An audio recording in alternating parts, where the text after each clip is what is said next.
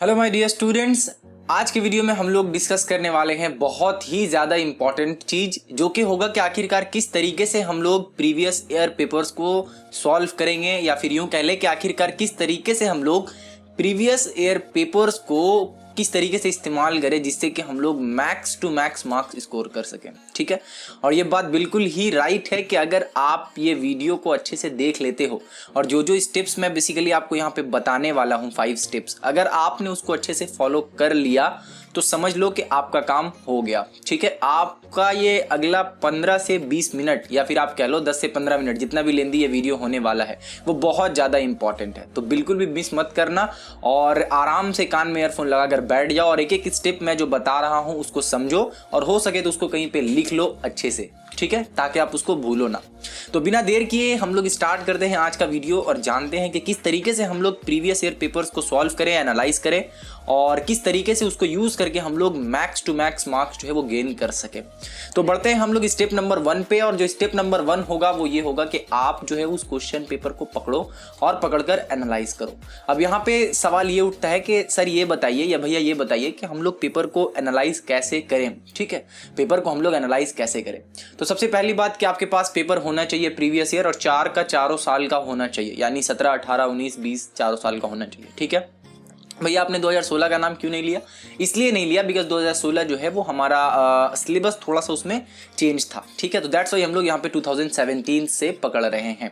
तो हमारे पास 2017 से 2020 तक का लगभग सारा क्वेश्चन पेपर हमारे पास होना चाहिए। नहीं है तो कहाँ से मिलेगा, आप सबको पता है। नहीं है तो कहाँ से मिलेगा? जस्ट अपने फ़ोन पे जाकर टाइप कीजिए conceptera.in and you will get all the question papers. ठीक है, तो आप जब conceptera.in पे आएंगे तो आपको पता है कि क्या करना है। जस्ट आपको स्क्रॉल करना है, स्क्रॉल करके यहाँ पे गणित प्रकार सॉल्यूशन है। यहाँ तो कुछ आपको यहाँ पे नहीं करना है क्वेश्चन पेपर से रिगार्डिंग, आपको आना है नीचे। ठीक है, WBBSE क्वेश्चन पेपर्स, एंड यहाँ पे व्यू मोर का ऑप्शन होगा, तो आप व्यू मोर पे क्लिक करना। और व्यू मोर पे आप क्लिक इसलिए कर रहे हो ताकि आपको सारा का सारा क्वेश्चन पेपर मिल जाए।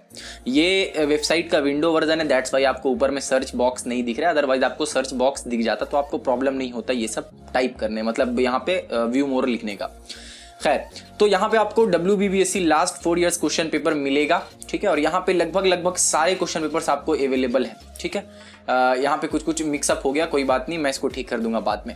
तो यहाँ पे आपको लगभग सारा क्वेश्चन पेपर मिल जाएगा। आपको सिंपली करना क्या, आपको कोई भी एक क्वेश्चन पेपर पे मान लीजिए क्लिक करना है। लेट्स से के हिस्ट्री क्वेश्चन पेपर 2020। ठीक है, अगर आप जो भी चाहते हो क्वेश्चन पेपर एनालाइज करना, उस क्वेश्चन पेपर पे आपको जस्ट क्लिक करना है वहाँ पे, एंड देन आप डायरेक्टली उस क्वेश्चन पेपर पे पहुंच जाओगे। और ये सब प्रोसेस आपको अगर नहीं करना होगा, अगर आपके पास क्वेश्चन पेपर का बुक है या फिर समथिंग है जो कि आपने अगर लिया है तो बेकार में ही लिया, बिकॉज ये तो फ्री में आपके लिए अवेलेबल है, ये तो फिर इसको खरीदने की क्या जरूरत थी। तो आप जब उस क्वेश्चन पेपर पे आओगे तो आपका यहाँ पे स्टेप नंबर 1 जो है वो स्टार्ट होता है। स्टेप नंबर 1 स्टार्ट होता है। स्टेप नंबर 1 स्टार्ट होने से पहले आपके पास क्या क्या होना चाहिए? आपके पास एक पेन होना चाहिए और एक कॉपी आपके पास होना चाहिए। ठीक है, आप जस्ट क्वेश्चन पेपर आओ, क्वेश्चन पेपर को आराम से एक बार पूरा ऊपर से लेकर, ठीक है, मल्टीपल चॉइस क्वेश्चन से लेकर पूरा का पूरा नीचे तक आप अच्छे से पढ़ो। ठीक है, पूरा नीचे तक अच्छे से इसको एक बार एनालाइज करो, एक बार पढ़ो कि आखिरकार इसमें क्या क्या लिखा हुआ। अभी आपको कुछ नहीं करना है, सिर्फ और सिर्फ इस क्वेश्चन पेपर को ऊपर से लेकर पूरा नीचे तक, ठीक है, जितना है सारा का सारा आपको एक बार अच्छे से पढ़ना है। और एक बार आपने पूरा का पूरा अच्छे से पढ़ लिया, दैट मीन्स कि आपने स्टेप नंबर 1 कंप्लीट कर लिया। ठीक है, अब ये आपको करना है हर एक क्वेश्चन पेपर के लिए, यानी कि अगर मान लो आप कल या फिर अभी वीडियो देखने के बाद अगर आप मान लो कि हिस्ट्री का क्वेश्चन पेपर सॉल्व करने के लिए बैठ रहे हो, या फिर प्रीवियस ईयर क्वेश्चन पेपर से आप कुछ करना चाह रहे हो हिस्ट्री का बेसिकली, ठीक है, यानी कि हिस्ट्री में आप अच्छा मार्क्स स्कोर करना चाह रहे हो, तो ऑफकोर्स ये बात है कि आपको प्रीवियस ईयर पेपर अच्छे से समझना होगा, जो कि मैं 5 स्टेप आपको बताऊंगा, वो 5 स्टेप को फॉलो करके। तो आप मान लो कि हिस्ट्री का 2020 आप यहाँ पे देख रहे हो। अब यहाँ पे एक बोनस टिप मैं आपको दे दूं, ठीक है, वो ये कि आपको अगर दिल करे तो आप 2020 को स्किप कर सकते हो यहाँ पे। ठीक है, यानी कि जितने भी क्वेश्चन पेपर है उसका 2020 आप स्किप कर सकते हो, बट अगर उसको आपको स्किप कर सकते हो इन द सेंस कि उसको सॉल्व नहीं करना है, बट उसको देखना जरूर है। ठीक है, जितना भी 2020 का पेपर है उसको देखना एकदम कंपलसरी है। ठीक है, क्योंकि यही वो पेपर है जो आपको बताएगा मार्क्स के पॉइंट ऑफ व्यू से कि कौन सा टॉपिक जो है वो इस साल नहीं आने वाला है या कौन सा टॉपिक ऐसा है जो इस साल नहीं आ सकता है। फॉर एन एग्जांपल हम लोग नीचे आते हैं स्क्रॉल करके और यहाँ पे आप एक क्वेश्चन देखो, कोई भी ग्रुप डी में क्वेश्चन देखो, यहाँ पे लिखा हुआ एक्सप्लेन श्री रामकृष्णाज आइडिया ऑफ सर्वधर्म समन्वय, ठीक है।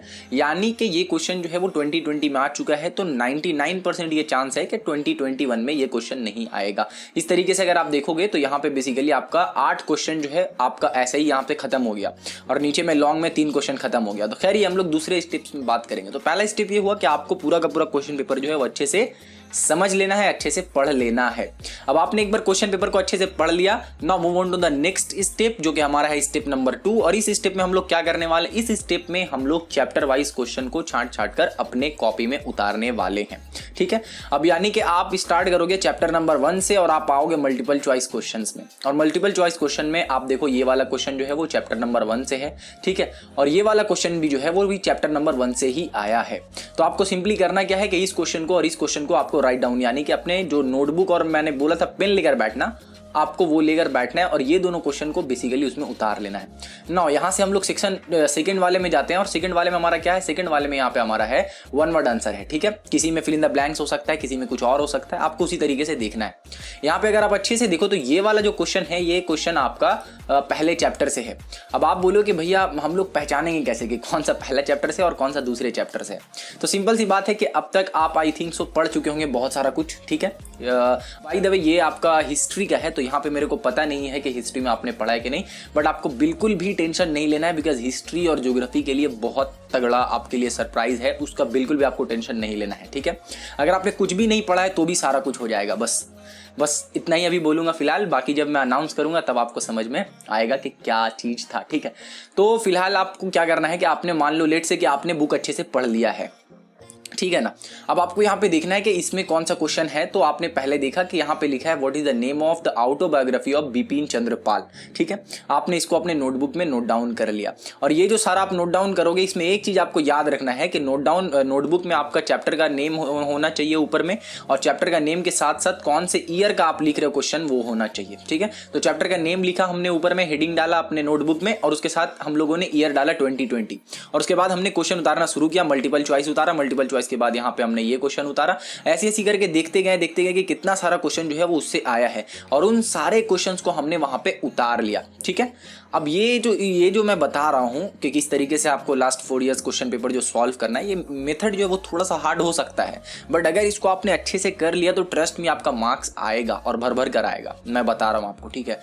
एकदम प्रूव्ड वे है, एकदम टेंशन मत लेना। अगर आप ये चीज कर रहे हो तो बिंदास रहो, ठीक है, क्योंकि आपको बहुत कुछ पता चलेगा जब आप क्वेश्चन पेपर को इस तरीके से समझोगे। तो जैसा कि मैं आपको यहाँ पे बता रहा हूँ, तो स्टेप 2 में आपने क्या किया, स्टेप 2 में आपने वो सारे क्वेश्चंस को राइट डाउन किया अपने नोटबुक में। जो क्वेश्चंस आपको यहाँ पे दिखा कि कौन कौन से चैप्टर का कौन कौन सा क्वेश्चन है, वो सारे को आपने क्या किया, बेसिकली अपने नोटबुक में लिख दिया, ठीक है। अपने नोटबुक में आपने क्या किया, अपने नोटबुक में उसको लिख दिया। अब यहाँ पे आपने स्टेप 2 जो है वो कंप्लीट कर लिया है। अब हम लोग चलते हैं स्टेप नंबर 3 के पास, और स्टेप नंबर 3 में आपको सिंपली क्या करना है, स्टेप नंबर 3 में आपको सिंपल सा काम करना है कि जो भी क्वेश्चन आपने उतारा है, ठीक है, जो भी क्वेश्चन लेट से कि हमने यहाँ पे उतारा है, मैं थोड़ा सा नीचे आता हूँ, ठीक है। यहाँ पे हमने उतारा है कि what is the name of the autobiography of Bipin Chandra Pal, ठीक है। तो 70-72 या समथिंग ऐसी कुछ इसका नाम है, एग्जैक्ट याद नहीं आ रहा है, बट ऐसी कुछ 70-72 करके कुछ नाम है बिपिन चंद्र पाल का ऑटोबायोग्राफी, ठीक है। तो इनका ऑटोबायोग्राफी क्या है, आपको इसका आंसर लिखना है, ठीक है। ऐसी करके आपको सारा आंसर लिखना है। अब देखो, अब जब आप ये पूरा आंसर लिखना चाहोगे चैप्टर 1 का, और सिर्फ 1 साल का नहीं बल्कि आपको 17 से लेकर 20 का सारा क्वेश्चन उतार लेना है पहले चैप्टर का, और उतारने के बाद उन सारे का आंसर जो है वो स्टेप नंबर 3 में आपको वो सारा आंसर अटेम्प्ट करना है, खुद से लिखना है, ठीक है, खुद से लिखना है। आप बुक का हेल्प ले सकते हो, हाँ बिल्कुल ले सकते हो, आपको खुद से लिखना है, और हो सके तो आप बुक का भी हेल्प ले लो, बट मैं आपको बोलूंगा कि आप पहले बुक को पढ़ लो उस चैप्टर को, और चैप्टर पढ़ने के बाद में आप उसको खुद से लिखो, ठीक है। क्वेश्चन आंसर को आपने खुद से लिख लिया, तो जैसे ही आपने आंसर को खुद से लिखा वैसे ही आपका स्टेप जो 3 था वो लगभग कंप्लीट हो गया। यानी कि आपने जितना भी क्वेश्चन उतारा था उन सारे को आपने क्या किया, उन सारे का आंसर आपने लिख दिया, ठीक है। अब यहाँ पे जो स्टार्ट होता है स्टेप नंबर 4, और स्टेप नंबर 4 जो है वो बहुत ज़्यादा इंपॉर्टेंट होता है और बहुत ज़्यादा मायने रखेगा आपको एक अच्छा मार्क्स स्कोर करवाने में, जो कि होगा आपका स्टेप नंबर 4। अब स्टेप नंबर 4 ऐसा क्या है भैया, ऐसा क्या है स्टेप नंबर 4 में जो इतना ज़्यादा इंपॉर्टेंट होगा कि हम लोगों का मार्क्स उस पर असर कर सकता है? तो ये इसलिए मैं बोल रहा हूँ इंपॉर्टेंट है क्योंकि स्टेप नंबर 4 में आपको बेसिकली करना ये है कि जो भी आपने सॉल्व किया है उसको आप अपने स्कूल के टीचर से या फिर कोई भी टीचर भैया कोई भी हो, आप उनको जाइए, उनके साथ बैठिए और बैठकर वो क्वेश्चन पेपर को दीजिए, ठीक है, जो कि खुद एग्जाम दे चुके हो, या फिर आप अपने सीनियर्स के पास भी जा सकते हैं जो कि पिछले साल एग्जाम दिए थे और उनका रिजल्ट अच्छा है। रिजल्ट अच्छा है इन द सेंस कि उनको आता है कि किस तरीके से लिखा जाता है। तो आप बेसिकली उनके पास जाओ, जाकर बैठो और जाकर बैठकर बोलो कि भैया देखिए यहाँ पे एक क्वेश्चन पूछा गया था। क्वेश्चन क्या था? तो क्वेश्चन था कि why is Sardar Patel called the iron man of India. ठीक है, ये क्वेश्चन था और देखिए इसका आंसर मैंने ये लिखा। या फिर आप सिंपली उनको अपना कॉपी हैंड ओवर कर दो और बोलो भैया आप इसको चेक कर दो अच्छे से।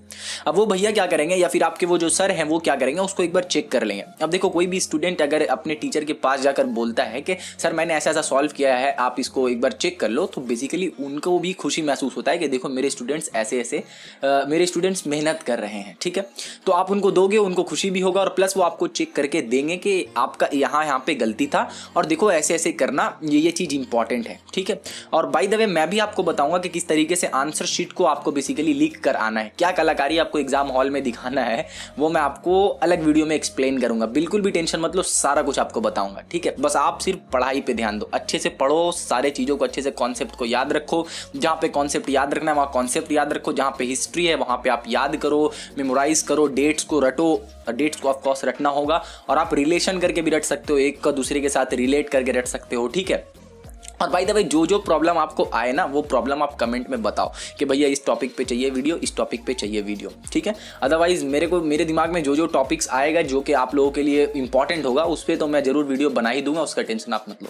तो आपने क्या किया, आपने अपने टीचर को ले आकर वो आपने अपना आंसर शीट जो है वो टीचर को ले जाकर दिया और टीचर जो है बहुत ज़्यादा इंप्रेस हो गया और आपको साइन करके वो दे देता है और बोलता है कि बेटे इधर आओ। आपने बोला यस सर बोलिए, तो उन्होंने बोला कि देखो देखो इधर जो है आपने इसको ऐसे करना है, इसको ऐसे करना है, इसको ऐसे करना है। ठीक है, टीचर को हुआ खुशी कि देखो मेरा स्टूडेंट जो है वो मेहनत कर रहा है, बट आपका वहां पे काम हुआ ये कि आपको पता चल गया कि किस तरीके से लिखना पड़ेगा इसको। ठीक है, अब आप घर आओ, घर पे आओ, घर पे आकर बैठो और बैठने के बाद एक बार आप एनालाइज करो वापस से इस चीज़ को। ये स्टेप नंबर 5 बता रहा हूँ। ठीक है, तो स्टेप नंबर 5 क्या है? स्टेप नंबर 5 ये है कि जो पेपर चेक हो चुका है ऑलरेडी उसको आप एक बार एनालाइज करो बैठ के। ठीक है, अब जब उस पेपर को आप एनालाइज करोगे बैठ के तो आपको पता चलेगा कि आपने कहाँ कहाँ गलती की है और उस गलती को आपको दोबारा दोहराना नहीं है। ठीक है, कुछ कुछ स्टेप्स आपके टीचर्स बता सकते हैं कि देखो बेटा ऐसे करोगे तो ज़्यादा मार्क्स मिलेगा, इस तरीके से लिखोगे तो ज़्यादा मार्क्स मिलेगा। ठीक है, उनका बात आप सिंपली मान लो, उनका बात आप सिंपली मान लो। आप इनसे मत पूछो कि मेरे सर ऐसा बोल रहे थे, सही बोल रहे थे, गलत बोल रहे थे। उनको एक्सपीरियंस है, वो सही बता रहे होंगे आपको।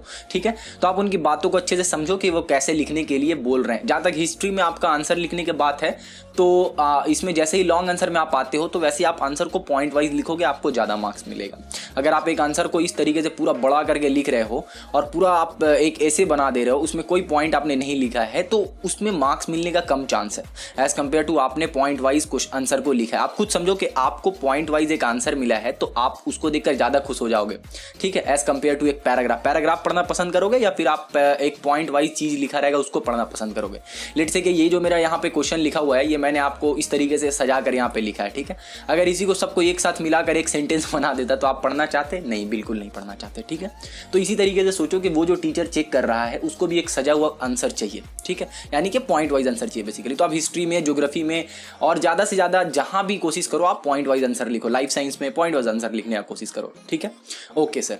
तो आपने अब एनालाइज कर लिया स्टेप नंबर 5 में, जो कि हमारा फाइनल स्टेप था कि आपका एग्जैक्ट जो है वो गलती कहाँ कहाँ पे हुआ है। ठीक है, उसके बाद आपका बेसिकली क्या हुआ, अब देखो इतना आपको करने के बाद, इतना सारा कुछ करने के बाद ये लिख कर आप ले लो। अगर आपने इतना ज़्यादा मेहनत किया है यहाँ पे तो फिर आपको कोई बीट नहीं कर पाएगा। आप अपने डिज़ायरिंग मार्क्स यानी जो आप डिज़ायर कर रहे हो, जो सोच रहे हो कि मेरे को इतना लाना है, वो लाओगे आप। ठीक है, कैसे लाओगे? ये तो रहा कि आपने यहाँ पे प्रीवियस ईयर पेपर सॉल्व किया।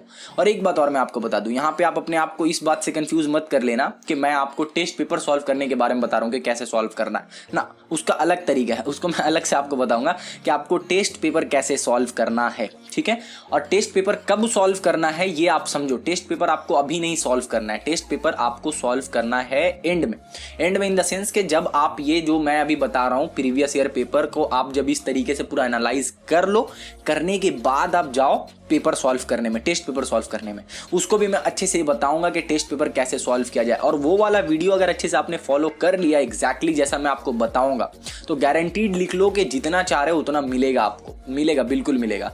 शर्त ये होना चाहिए कि आपका सिलेबस जो है वो कंप्लीट होना चाहिए अच्छे से, ठीक है। और कंप्लीट हो जाएगा अगर आप, जो मैं बता रहा हूँ कि प्रीवियस ईयर पेपर कैसे सॉल्व करना है, अगर आपने इसको भी अच्छे से समझ के और इसको अगर आपने किया प्रैक्टिस तो इससे भी आपका पेपर, आपका लगभग सिलेबस कंप्लीट हो जाएगा।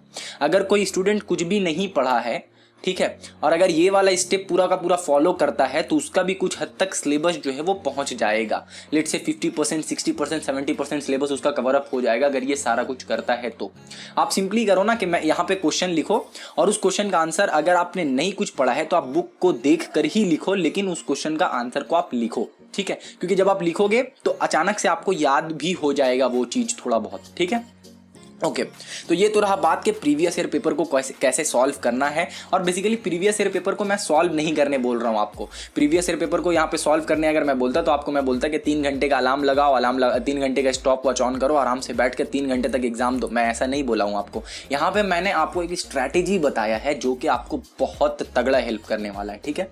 ये स्ट्रैटेजी आप फॉलो करो। फॉलो करने के बाद जब आप एग्जाम देकर आओगे अपने घर वापिस, उस दिन आप बोलना कि भैया एग्जाम देते वक्त बिल्कुल भी कोई टेंशन नहीं हो रहा था मेरे को। क्यों नहीं हो रहा था भैया मेरे को टेंशन? इसलिए नहीं हो रहा था क्योंकि जिस तरीके से आपने बताया था कि प्रीवियस ईयर पेपर्स को बैठ के एनालाइज करो और जैसे लिखो, मैंने वैसा किया था और वो मेरे को बहुत हेल्प किया। आप ये लिख कर जरूर जाओगे कमेंट सेक्शन में, ठीक है।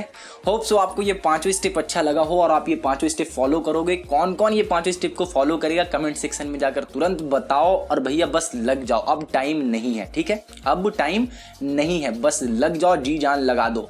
नेक्स्ट अगला 3 या 2 महीने जो भी है, 2-3 महीना जो भी। अब आप बोलोगे भैया क्या एग्जाम का टाइम एक्सटेंड होगा? अरे भाई तो होगा तो देख लिया जाएगा, अभी कोई खबर नहीं आया है, ठीक है। तो अभी आपको बेसिकली क्या करना है, अगला 2 से 3 महीना सिर्फ मैं आपको बोल रहा हूं, अगले 2 से 3 महीना आप लगा दो, अच्छे से जमकर लगा दो, ठीक है। ये मैंने अभी वीडियो आपका बनाया कि प्रीवियस ईयर पेपर कैसे सॉल्व करना है, इसको आपने अच्छे से समझ लिया, आई होप सो। और जो पॉइंट मैंने 4-5 बताया है, सबसे पहला पॉइंट मैं एक बार रिकैप करवा देता हूं आपको, ठीक है। पहला पॉइंट मैंने क्या बोला, क्वेश्चन पेपर को बैठ के आराम से पढ़ लो एक बार पूरा। स्टेप 1 आपका वहीं कंप्लीट। स्टेप 2 में आपको क्या करना है, आपको चैप्टर वाइज क्या करना है, चैप्टर वाइज, ईयर वाइज, यानी कि आपने लिखा chapter, let's say chapter 1 history का लिखा 2020, उसमें जितना क्वेश्चन आया सारा उतार लो। MCQ, fill in the blanks, true false, 4 marks, 2 marks, 8 marks, जो भी है उतार लो, ठीक है। उसके बाद आपने लिखा चैप्टर 1 2019, उसको उतार लो। चैप्टर 1 2018 उसको उतार लो। सारा को उतार लिया एक बार एक चैप्टर से। अब उस चैप्टर को पूरा सॉल्व कर लो। ये स्टेप नंबर 3 था। स्टेप नंबर 3 क्या है, सॉल्व करना। सॉल्व करके बाद स्टेप नंबर 4 में आपको क्या करना है, कोई एक सीनियर से या फिर कोई एक बड़े भैया से आपको ले आकर चेक करवा लेना है पूरा का पूरा, ठीक है। एक बार आपने पूरा का पूरा चेक करवा लिया। चेक करवाने के बाद आपको क्या करना है, चेक करवाने के बाद आपको बैठ कर देखना है जो भैया ने आपको बताया कि ऐसा ऐसा गलती नहीं करो, ऐसा ऐसा चीज़ यहाँ पे करोगे तो ज़्यादा मार्क्स मिलेगा। जो भी उन्होंने बताया है, जो भी आपके टीचर ने बेसिकली बताया, उसको आप फॉलो करो, ठीक है। ये आपका हो गया 5वां स्टेप। और इन 5 स्टेप में आप क्वेश्चन पेपर को इस तरीके से घोल कर पी जाओगे कि आप बिलीव करो बहुत तगड़ा चीज़ होने वाला आपके साथ, ठीक है। ये जो स्टेप बताया हूँ पांचों का आप अच्छे से फॉलो करो। आई नो ये स्टेप आपको पता होगा, पहले से ही आपको मालूम है ये सारा कुछ, बट एक क्या बोलते सिस्टमेटिक वे में आपको नहीं पता है कि कैसे करना है। तो ये रहा सिस्टमेटिक वे। स्टेप 1 2 3 4 5 इस तरीके से सीढ़ी चढ़ोगे तो आप आराम से पहुंच जाओगे, ठीक है।